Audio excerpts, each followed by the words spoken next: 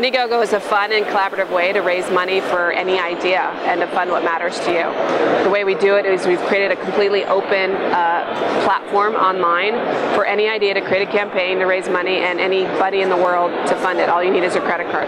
Yeah, we've been growing extensively, especially international, I think, and especially in certain categories like hardware. We've grown over 1,000% in the last 2 years. We're still distributing millions of dollars, several millions now, every single week, and so it's really exciting to see the growth. And it's not just businesses and entrepreneurs, but it's also artists, it's also nonprofits and activists. All kinds of people are using Indiegogo to raise money.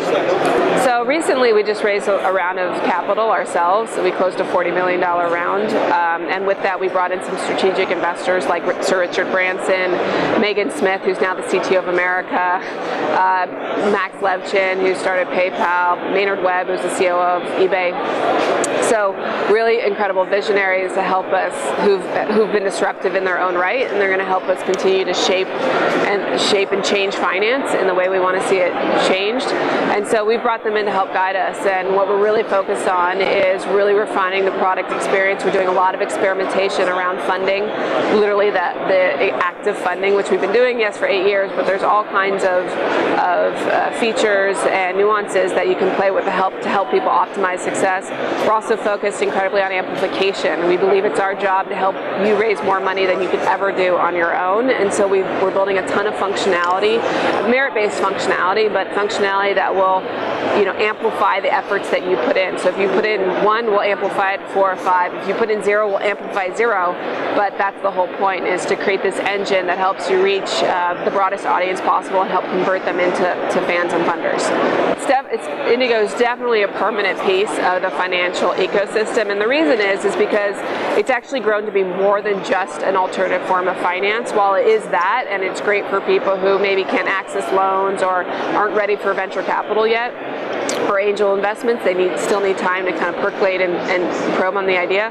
What Indiegogo is actually also becoming is an incredible incubation platform and market testing platform for ideas as well. And that's because Indiegogo is not just reducing financing risk, but we're also reducing execution risk and market risk. Market risk is the risk that you're building something that nobody wants or not enough people want, and execution risk is the risk that you're maybe solving a real problem, but the way your product market fit might be off. And so Indiegogo's unique functionality around our analytics portal on the back end, around their perk swapping functionality, which no other platform has, really allows you to test your assumptions, refine your pricing, refine your features, refine your roadmap, pretty much refine everything, so that when you refine your customer base, figure out, our customers 20-somethings or 40-somethings? Are they in the UK or America or both? We have a great example of a campaign. Dr. Cynthia Brazil, she's a scientist out of MIT. She launched a campaign to raise money for her product, which is called the Jibo, which she thought of as the world's first family robot. So in her mind, she wanted to build this robot to be like a personal assistant for families. And when she launched her Indiegogo campaign, she's raised over $1 million, which has been tremendous, but she's found that 75% of her funders have been male, and over half of them actually funded her robot because they needed to learn how to cook, and they wanted someone to teach them. So that was a use case that she unlocked through her Indiegogo campaign.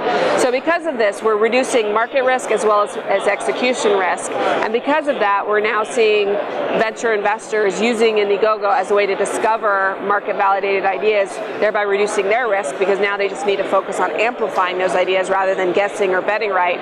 But we're also seeing angels and venture investors kind of write Indiegogo into the terms, or even require it sometimes, their portfolio companies to do Indiegogo campaigns, even after their investment, still do the Indiegogo campaign to really refine your product market fit before you start spending the big dollars on the marketing, because you can actually know, like the Jibo, we should spend some money on families, but also now money on single guys who don't know how to cook.